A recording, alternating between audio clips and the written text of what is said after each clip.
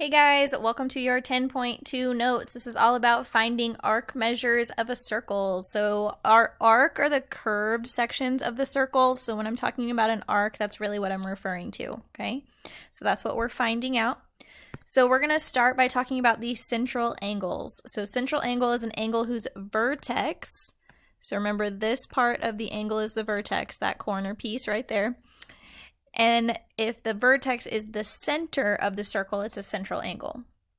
Okay, we have a couple different classifications for our arcs.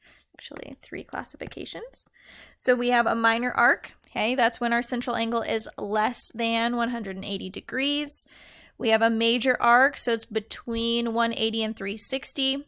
We use 3 letters to name those, 2 letters to name the minor arc. And then the semicircle equals 180 degrees. That's half of a circle. And it also uses 3 letters to its name. So you guys can see the difference. So my minor arc from my picture over here is labeled AB. Okay, and we use a little arc symbol above those when we label them. My major arc has 3 letters, ADB. Okay, that's the one on the outside. And then my semicircle would be half. So if I did A and then to D here, I would actually need to go this way, A, B, D. So cover a semicircle, okay? So 3 types, minor arc, major arc, and semicircle. Okay, we're gonna talk briefly about measuring the arcs. So a measure of a minor arc is exactly the same as the measure of the central angle. So in my picture below, for arc AB, I know that the measure of arc AB is equal to that central angle, so it would be equal to 50 degrees. Okay. My major arc can be found a couple different ways. So for example, in this picture, I don't have any other information. So I know a full circle is 360. So if I'm trying to find the major arc without any other information, I can take 360 minus my minor arc, and I can figure out what the measure of that major arc is. So major arc ADB has a measure of 310 degrees. Okay, we also have what are called adjacent arcs. So remember, adjacent just means something is next to. So arcs that are next to each other. So 2 arcs in the same circle, when they intersect exactly at one point, you can use the measure of the 2 arcs. You can add them together, okay? So really what that means is if 2 arcs are next to each other, I can add the 2 measurements of those to figure out what the full arc is, okay? So that really comes with the arc addition postulate that is right below that says any arc formed by 2 adjacent arcs is the sum, which remember is addition, of the measures of the 2 arcs. So in my picture right down here, I'm going to figure out what the measure of each of these arcs is. So the measure of arc GE, I'm going to look for GE on my circle, so I see it right here. And I notice that it is 40 and 80 that make that up. So I'm going to add those together, 40 plus 80. Which gets me 120 degrees. Okay, then I'm going to find the measure of arc GEF. So GEF right here, that big arc, it looks like it has 3 pieces to it, so I'm going to add all of those together. So 40 plus 80 plus 110. So when I add those together, I figure out the measure of your major arc, GEF, is 230 degrees. Okay, and the last one I'm trying to find is right here, this GF. Okay, that one is unlabeled. Notice it doesn't have any number in it. But what we said on the last slide is actually if I don't have that information, I can take 360 minus all of the other information that I do have, which we just said that was 230. So I know that the measure of arc GF is 130 degrees.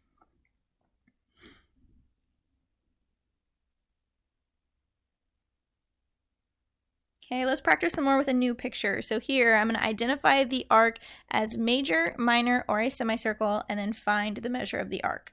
So TQ, right here, looks like it is 120 degrees. So the measure of TQ is 120 degrees, which makes it a minor arc because it is less than 180. Then we have QRT. We always go in the order that we see the letters. So QRT right here is all of these pieces together. Now we're missing one piece here. So what I'm going to do is actually figure out what that missing piece is. Okay, so I'm going to add all the other pieces together. I have 120 plus 80 plus 60. So 120 plus 80 gets me 200, 260 total. So then I know, remember, I can take that away from 360 in order to find that missing piece. So I know this missing piece is 100 degrees. Okay. So now that I have all of that figured out, I'm going to go back in, I'm going to figure out what QRT is. So I'm going to add those pieces together. That's 80 plus 60 plus 100. Okay. So my measurement here is 240 degrees, which makes it a major arc. Remember, another way that you should be able to tell if it's major or minor is minor has 2 letters, major in a semicircle have 3 letters. Okay, next one is TQR. So TQR is right here.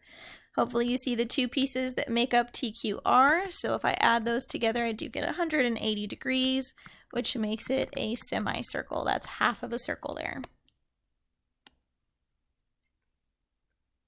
Okay, the next arc that I have is QS. So I'm looking for this measurement right out here. So QS, I'm going to add those 2 pieces together. That's 60 plus 100.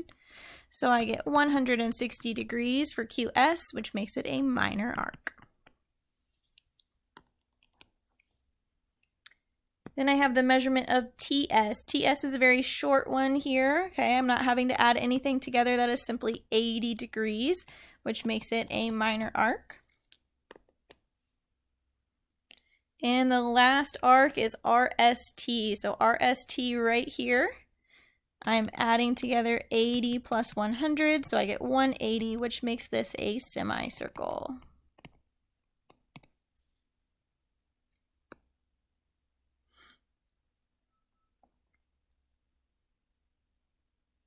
Okay, so measures of arcs are easy to find if we have central angles. The other thing that helps us with central angles is figuring out whether we have congruent arcs or not, or congruent circles. Okay, so 2 circles are congruent if and only if a rigid motion or composition of rigid motions maps one circle onto the other.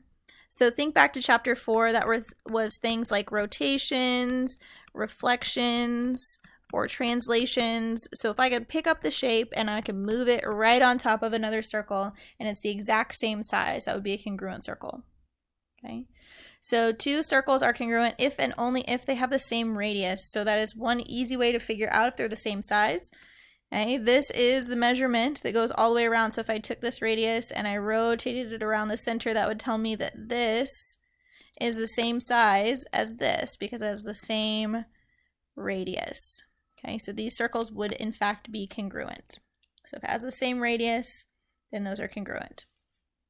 Okay, we also know a little bit about congruent arcs. So arcs are congruent if and only if they have the same measure and they are arcs of the same circle or congruent circles.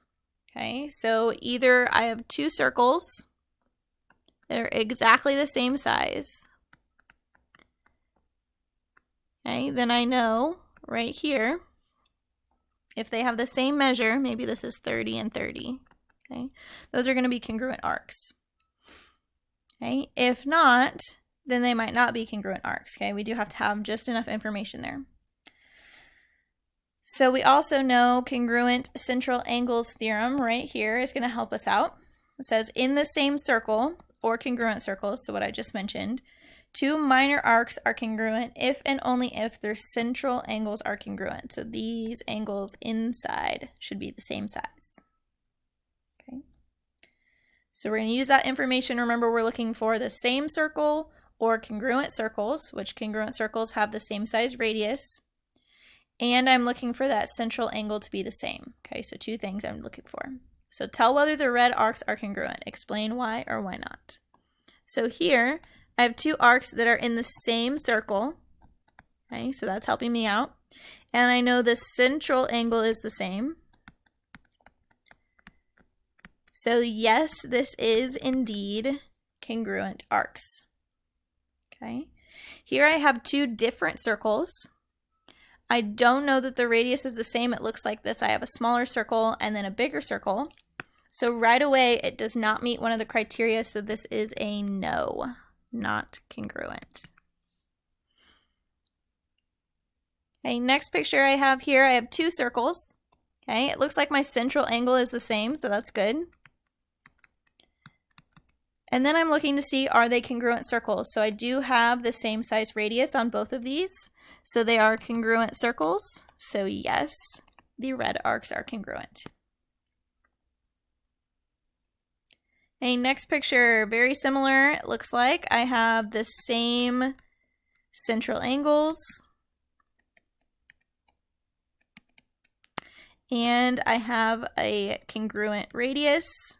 So my circles are congruent. So yes, those arcs are congruent.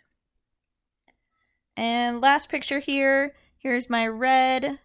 It looks like my central angles are congruent. But it looks like one of the circles is slightly bigger than the other one, which makes the arcs not congruent. So circles not congruent, so no, my arcs are not congruent. Okay. If you guys have any questions, make sure you are emailing. Remember, your assignment is on Clever, so ask any questions that you have. Bye, guys.